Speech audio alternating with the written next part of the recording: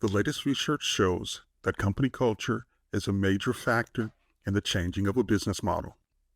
This becomes an issue as more and more companies need to change their business models so that they can provide productized services and create the impact required to be successful or simply stay in the game. If you share these concerns, then we have just the expert for you. Denitra Letrice Ross is a transformational coach, OKR guru, and culture consultant. D, as her friends call her, helps clients ensure that living their ideal life and achieving their goals are more than just talk. D, welcome to the Subscription Maker Impact. Zach, thank you so much for having me here today. I'm honored to be with you. Let's start at the beginning. What does company culture mean to you? I, Zach, am a learner that thinks in images. So most of us are familiar with the idea of the goldfish in the fishbowl, and then the side by side is a larger fishbowl, right? So the difference between being a small fish, a big fish in a small bowl versus leaping to the larger bowl. Well, for this scenario, culture is the water that you swim in. It is what makes up the environment that we are in order to do that work. So, more importantly than the size of the fishbowl, what is the clarity of the environment that you do your best work in every day? This includes things like, I should note, shared beliefs, shared practices, how we speak to one another. Are we timely? Do we show up at meetings on time, or is there a drift period? They're all the nuances of how we operate when we work together. Okay. So I've already discussed the importance of company culture and changing of a business model. Going from one-off sales or one-on-one coaching to subscription business model may not work if you don't start with the culture. Why is culture so important to you? For the last 5 years, I have been an executive and life coach to very, very talented, very determined and motivated, predominantly women. And I was finding that we were doing all of this work. We were following the steps. We were holding the participants accountable. We're doing actionable plans, and they just weren't seeming to reach a level of success. And when I say success, I'm not talking job title. I am talking peace. I am talking fulfillment. I'm talking feeling valued, as well as what your title and your income are. And I was sitting in eavesdropping on a town hall meeting at a Fortune 100 company. And the individual presenting kept talking about our culture. And this person said, our culture, our culture, our culture. And it started like really pulling at me, like, what does that even mean here? Because prison has a culture, but no one wants to get in or stay. So it's not enough to say we have a culture. It became that moment that I passionately started trying to help others to cultivate a culture that keeps your employees engaged by helping them to understand that they are part of something bigger than themselves. They are valued, they are seen, and they are heard. So let's dig a little deeper, get a little more granular. How does a culture consultant help their clients? What's the unique value proposition? The unique value proposition is a culture consultant comes on site with you. So I'm not giving you a prescription or a theory. I am on site with you. I am taking direct feedback from every level of your organization, because your CEO and the person in the mailroom may be experiencing quite a different culture, right? So first, let's gather the data. We're not going to do this based on our gut instincts. We're going to gather the data so that we can then create measurable success markers along your journey. Here's another thing. It should be known This isn't a one and done. This is not going to be a one-day workshop where I come in, tell you some stuff, you get some workbook pages, and then everybody goes about their merry way. This consulting engagement generally lasts from 12 months to 18 months. I am present both in the creation of the culture statement. Here is who we are. Here is how we operate. Here is what we believe to be true about ourselves in order to move ourselves into the future. I am the one that is objectively gathering the information that your employees are not going to tell you if you sit down across from them, in most cases. Then we are coming back together to develop measurable OKRs, objectives and key results that move the needle along the way so that you can show progress. And then I come back on site as needed. You should also know that your leaders have 1 hour of dedicated group coaching with me on how to measure those goals. So again, you're not alone in this. I'm here to help you all along this process.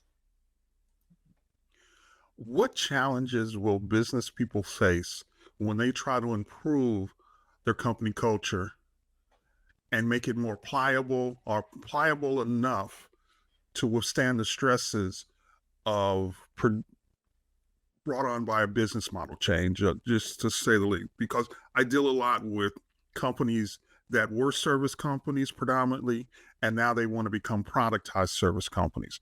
And there's a huge difference between how things work there. I mean, the incentive structure changes. So Mhm. everything is different once you make that swap.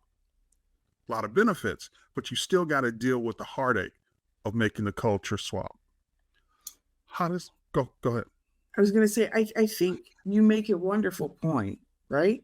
As we move through to the future, as we ask people to change, and they always say that change is difficult. I personally disagree. I think poorly managed change is difficult. Good But point. you're right. But I think change that we're prepared for and that we see ourselves in the future with are easier for all of us to accept. Some of the watch points that I would say for your listeners would be: one, make sure that everyone in your organization, from the CEO to the customer service representative to the person in your mailroom, has a clear definition, unified definition of the word culture. Let's start there. Because culture, whether you're sitting in a boardroom or culture, whether you're out at night with your friends having dinner, mean two different things. So make sure that you're using unified language, which actually is also a part of culture, when you're talking about this. The other thing is the what's in it for me. If you're asking people to change, if you're asking them to migrate, you're going to need to help them to understand the benefit to them personally. So that might be monetary, it may be slow coming, it may be intangible things that are harder to measure, like a feeling of acceptance and belonging in the workplace. It may be things that are measurable, like you mentioned, incentives, and in here's what's new. So you're going to need to clearly communicate that along the way. The last challenge I wanted to point out to your listeners is actually a problem of accountability in a fast paced, moving environment. So often we start these brilliant initiatives, whether it is how do we cultivate a culture where we are ready for the future, or if it is, I don't know, well-being and everyone's meditating before their breaks or in between their meetings, right? We start these initiatives, and then life happens in business as it always does. And there's a fire or a challenge that we need to face. And suddenly, that initiative that was rolled out to start cultivating a new culture in your organization is lower in priority, and we never circle back to that. So, holding yourselves accountable that we're in this for the long term until we feel the shift is going to be very crucial for success in this space. I think I heard some tips, but I want to just kind of put a bracket around it and say Certainly. would you give us a few tips that we can use today to start Mhm. improving our company cultures? I mean, if we feel like it's holding us back, if this is something we need to jump on and deal with it, with some sense of urgency, Mhm. what can we start with today? Thank you for that, Zach. Each one of us can start at whatever level that we're in. So that's another misnomer that I wanted to point out. You don't have to be an executive leader in order to start cultivating a different culture in your organization. Start where you are right now. Start defining first, who am I? What's my culture? I tend to have a culture that says I show up before the start time in order to be present and on and plugged in. That is a part of my culture. I use that in my home, I use that in my work life. So, what is your culture first? Start there. Then broaden that. Ask your teammates, what's our culture? How do we work together? What do we celebrate? What do we recognize? What do we decide as a group we will not tolerate in our team? And begin to build from there so you can literally start it from wherever you are. So you've talked about the 18-month time frame Mhm. and it basically taking a while. It just doesn't happen overnight. So I want to ask this question a little differently. Yes. What kind of time frame are we looking at before we can expect to see some results so that we can expect to see some needle changing? I mean, we don't have to get to the end game. I mean, but what happens? How long does it take before we see something?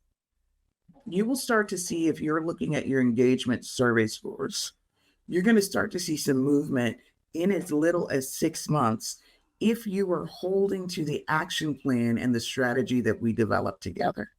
Because what you'll find is employees are first receptive to the idea predominantly, then you're going to have a group of let's wait and see if they fill this in. So those early adopters, those ones that are influencers that are saying, yes, let's do this, you're going to start to see them more engaged almost immediately within that first 6 months. Within the next 6 months for accumulation of 12, all of the wait and seers will be on board. Now, I would love to tell you that by the end of 18 months that you'll even have your pessimists on board, but that's just not the reality. So that's another thing I would love for companies to know is when it comes to how people feel because of our different personality types, you're probably never going to get 100% unless you're a company of one. So the goal that we set up for you is going to be realistic and actionable. How do we go from where you are today to as good as we can get you together? So, D, let's shift gears a little bit. Sure. What does it mean to be a transformational coach? Does it have to do with being a leadership coach versus a life coach? I mean, what causes one or what makes one a transformational coach? That is such a good question. And you saw my shoulders go up because coaching is my love space. I love to do it specifically because I am a transformational coach. So if you think about the purpose of a coach, there is a player who is out there in the game who needs to be successful, either make the basket or get the goal. And a coach is on the side giving them advice on what they believe they need to tweak in themselves or do as they play in order to achieve their goal. As a transformational coach, what this means is I am with you along the way. My goal for you when you arrive as a client for me is that you will transform into the person capable of achieving the goal. So I'm less concerned on if you are an executive, if that means that you're getting your next title. I am less concerned if I you come to me and say my life is in shambles, I need some help.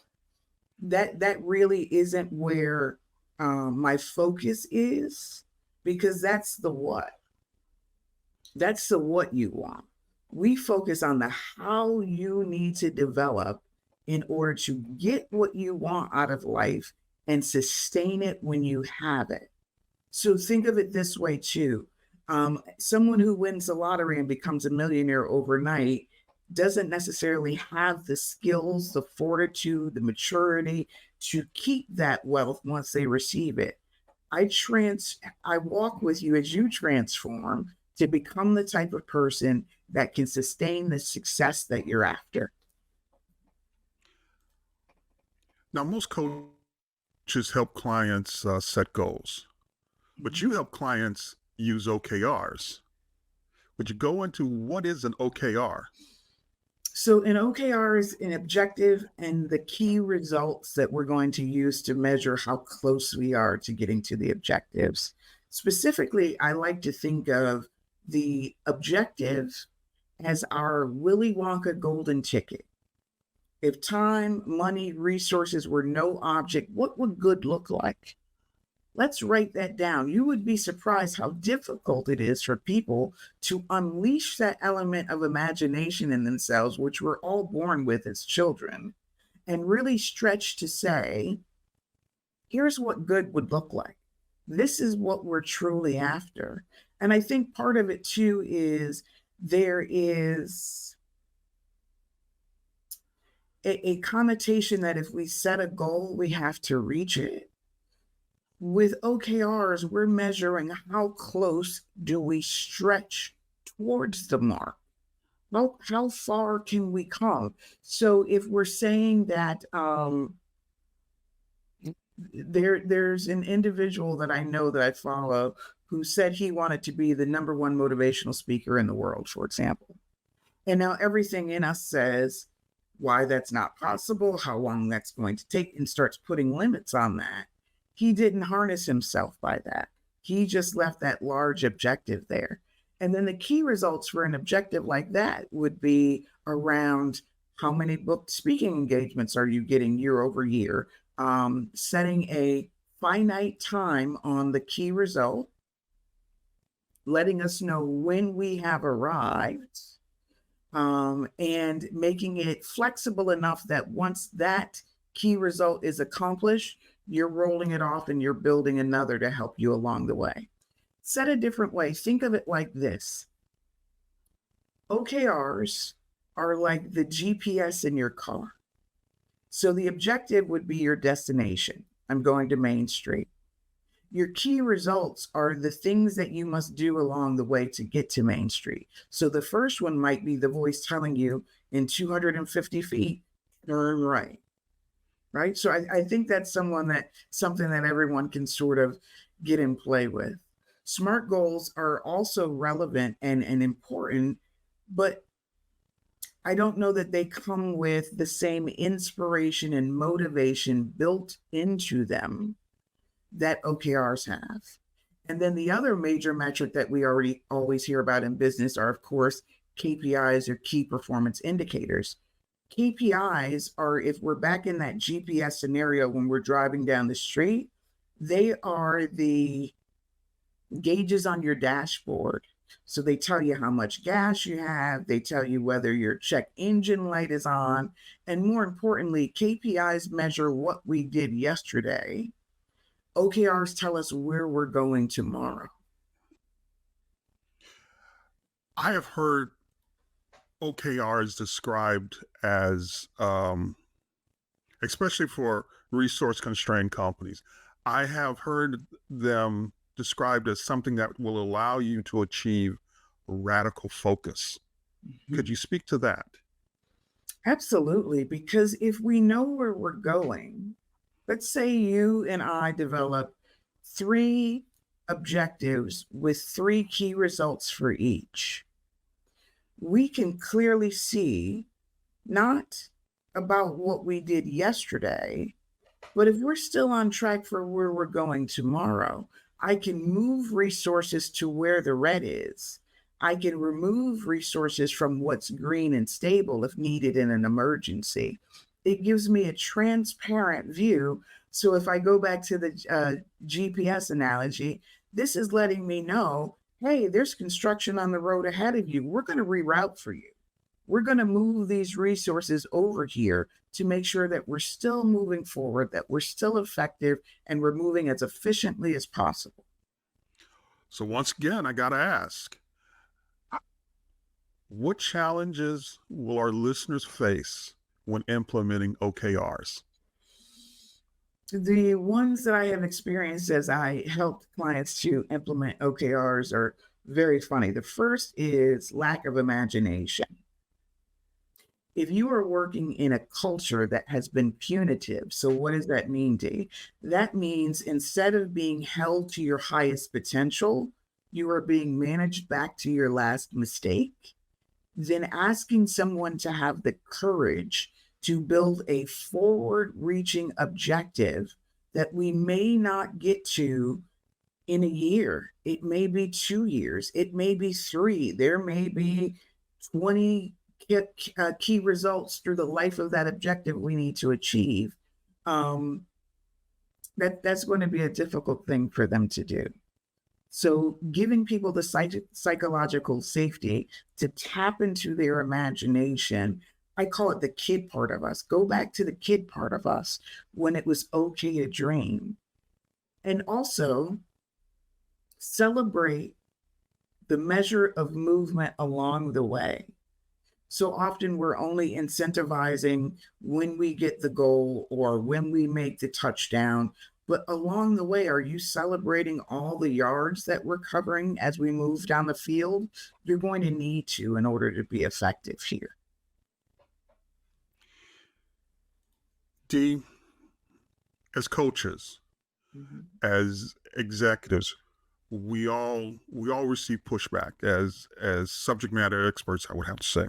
We all receive pushback. There's always somebody who needs to change, wants to change, but what we're asking of them is outside their comfort zone. Yes. So how do you get busy entrepreneurs and executives to make those small changes that get the ball rolling? You have to have them buy into the future story, the what it will look like for them, right? And those things might not always be sales increased by 10%. They may be as subtle as my people in the office feel so valued and welcomed that I don't have to beat them over the head to return from working remotely. They want to be here, present in the team together. So, how can we help them understand the true benefit and then buy into it? The other thing is, what is their emotional currency? Right? So, I light up when I think about helping people transform their lives. That might not work for someone who is more interested in what the data is saying. So, we're going to customize our approach to make sure you are getting your currency, your story to buy in that meets who you are specifically instead of assuming that what motivates me motivates you. So let's shift a little more. Let's talk about impact. How do you define impact? Wow. Impact is a good one. I have never been asked this question again, so kudos to you for that. Impact is the wake of the change. So, not just the moment of the change, but how does it vibrate throughout the organization? Is everyone feeling it? That's how I would measure it. Is there a tangible shift? Is there excitement along with the shift? Can you feel it in what we do? So when I'm trying to make an impact in a customer's corporation or in a coaching client's life, can you tell that I was there, right? Are you different in a way that you would not have been had you done this alone? So it's more of the remnants or the residuals that I use to measure impact in a space. That might be change. That might be consistency. That might be increased sales. That might be more incoming leads or an increase in brand reputation. It differs for the environment that we're in, but it definitely means that things are better because I showed up. Now, do you have any special tips or processes that you use to coach impact? I do. Um, and again, it differs by client, right? So if I am working with a millennial who's looking at the reality that what they studied in college isn't the thing that lights them up, nor the thing they want to do in their careers forever, that might be coaching around how to show up in their authentic power, because I believe that draws your authentic opportunities to you. Versus if I am working with a vice president in a financial company in the Fortune 100, how do you influence people? How do you lead teams through change? How do you build a resilient and agile team? So it will differ by the circumstance of what client I'm working with. I want to kind of stay in this stream here. So a lot of times when we talk about impact and we talk about improving impact, we're talking in kind of a systems vein. We're talking about impact as a system. So systems have a life expectancy. They have a life, a way of living. They come into this world and they leave. So my question is, how do you know when your clients are close to optimizing the impact they can produce with the current system? I think your employees will tell you that before anything. I think your customers follow fast behind your employees, right?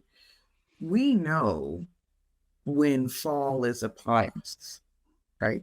We can tell in things like engagement, we can tell in things like motivation. So, what system you have in place, is it producing at the level that it did last year?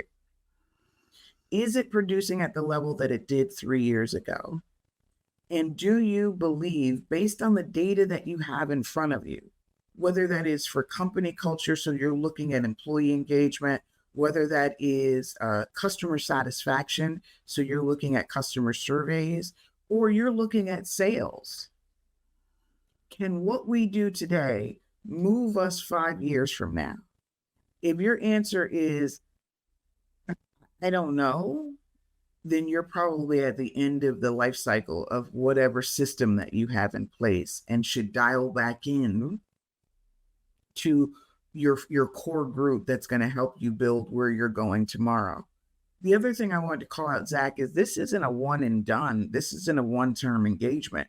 Hopefully, a company hires me, I help equip their leadership with the skills to continually iterate the company culture once I'm gone. So you have me for 18 months, but you have what we learned together. You have the methodologies, you have the tools, you have the resources for the life of your company. You can bring me back if you want. If we want to be friends, I'd love to come back. But really, you should have a mindset shift that allows you to do this again when it is required.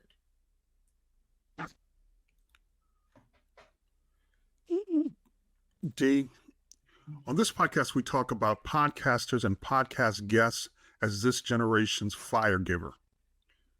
So what are you most passionate about? And what kind of tools or passion do you want to hand down to the next generation? Oh, this is a good one. I would love everyone, literally every person, and this is going to sound so hokey. So I'm a little bit We do granola. hokey here. That's fine. Good, good, good, good. I would love everyone to be in the right place in their lives. So many of us came into adulthood. So I am a Gen Xer. I was raised by baby boomers. The recipe that I was given by my parents was go to school, get a good education, go get a good job, right? And so that's what I did with good benefits and all the other stuff that they tell you. And I was in my good job with a 6-figure salary, and I was utterly miserable. And I couldn't understand why. And it wasn't until I started doing some self coaching, some self reflection, that I understood that I never stopped to say, what lights me up inside? What will make it easy for me to get out of bed in the morning? What am I really here to do? Once I started pursuing those things, which happens to be this coaching, this culture work, and how helping people measure success, it's easy for me to do this. I could do this all day. You and I could talk for hours about this space because I'm lit up. When I see people that are angry and frustrated, when I see people that are acting out in the workplace, I can instinctually know this person's in the wrong place. They're not where they're supposed to be. I feel like, and this is one of those Willy Wonka golden ticket objectives. If I can help everyone get into the right role in the right organization that really capitalizes on their talents, their gifts, their beliefs, all the magic they bring to the world, a lot of the disturbance we see in the workplace would simply go away. As we start to wrap up, Dee, is there anything you wish more people would ask you? I wish more people would ask me to come in, to do a discovery call, to just have a conversation. Everything is not a monetary exchange. No, I'm not going to let you get away with that one.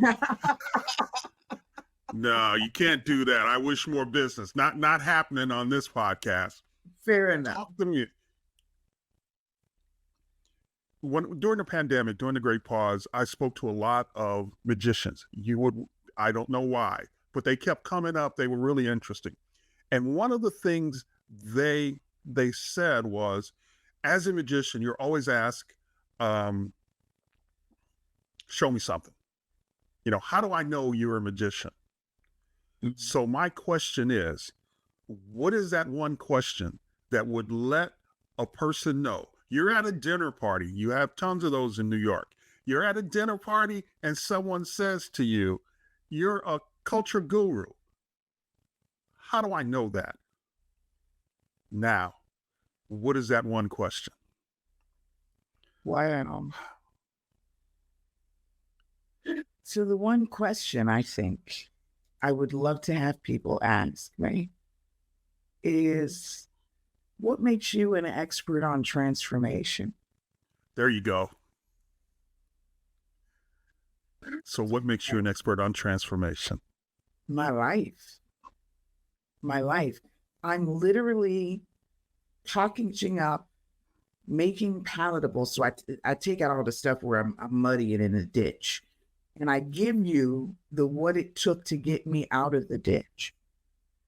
Whether it is the fact that I am a survivor of a household where I was raised where there was domestic violence present, having my mother pass away from cancer when I was 16, recovering, and this is something you don't know about me, Zach, I am 12 years sober from alcohol addiction. So if anyone can talk to you about how to transform something that seemed like it would be the end of most people into something that is successful, that you can celebrate, that you can hold up to the world and say, hey, look what I've done. I am the woman for the job. Perfect.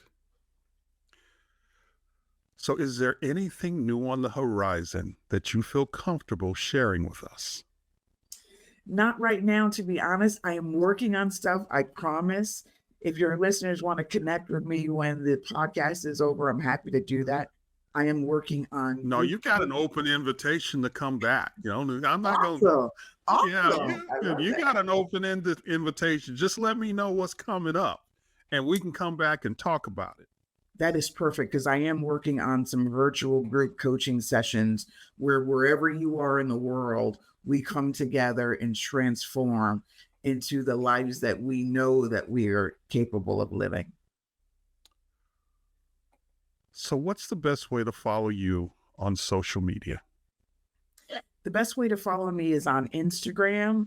I admit I'm kind of negligent everywhere else. So if you go at DE_LETRICE,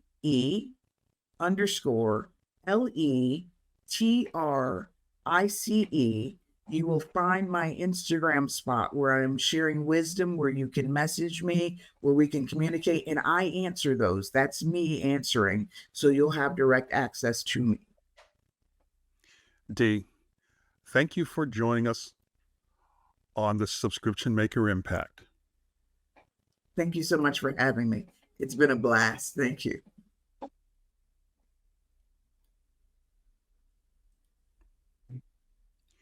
Before we wrap, too many people work way too hard and earn too little from their businesses.